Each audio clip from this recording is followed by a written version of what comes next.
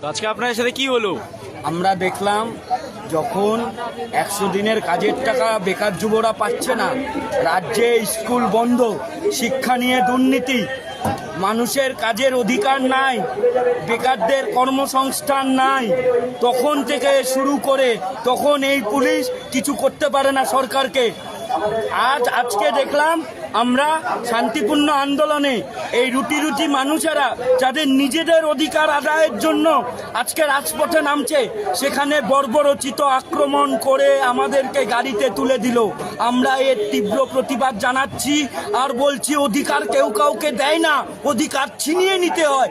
আর অধিকার ছিনিয়ে আনার জন্যই শ্রমিক, কৃষক, ক্ষেত মজুর, বস্তি, ছাত্র, যুবদের যে লড়াই চলছে, চলবে। ইনকলাব। তো আজকে আপনার সাথে কি হলো? আমরা দেখলাম যখন 100 দিনের কাজের টাকা বেকার যুবরা পাচ্ছে না, রাজ্যে স্কুল বন্ধ, শিক্ষা নিয়ে দুর্নীতি, মানুষের কাজের অধিকার নাই, বেকারদের কর্মসংস্থান নাই, তখন থেকে শুরু করে তখন এই পুলিশ কিছু করতে পারে না সরকারকে।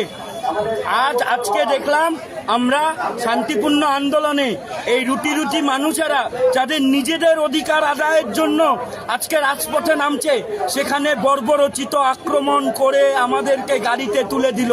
আমরা এর তীব্র প্রতিবাদ জানাচ্ছি আর বলছি, অধিকার কেউ কাউকে দেয় না, অধিকার ছিনিয়ে নিতে হয়। আর অধিকার ছিনিয়ে আনার জন্যই শ্রমিক, কৃষক, ক্ষেত মজুর, বস্তি, ছাত্র, যুবদের যে লড়াই চলছে, চলবে। ইনকলাব।